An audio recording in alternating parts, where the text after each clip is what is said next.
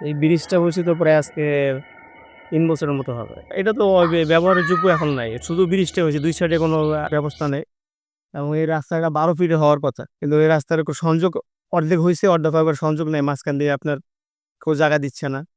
কিন্তু এটা দিবে কিনা এটা যে দেখার মতো কেউ নাই আর। কোথাও তখন কথা ছিল যে হয়ে যাবে। মানে আসছিল আপনার চেয়ারম্যানরাও আসছিল এখানে। চেয়ারম্যান এসে দেখে গেছে। কিন্তু আপনার এটা আপনি ওখানে হচ্ছে টয়েসপুলি একটা হাউজিং আছে। উনাদের সাথে উনারা একটা রাস্তা বের করছে, এগুলোর সাথে সংযোগের সাথে ওই সাইডে যে ১২ ফিটটা আছে ওটার সাথে কোনো ইয়া হয় নাই।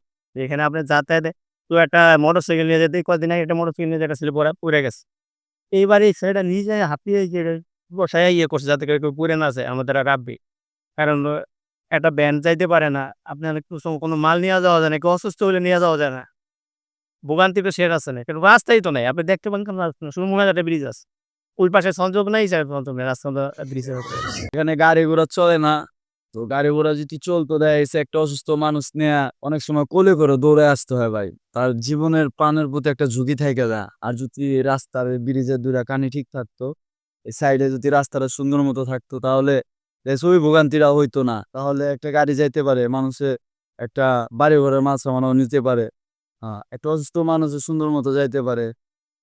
অতএব একটা রাস্তা হওয়া খুব জরুরি ভাই। আর ব্রিজটা অকার্য পড়ে রয়েছে।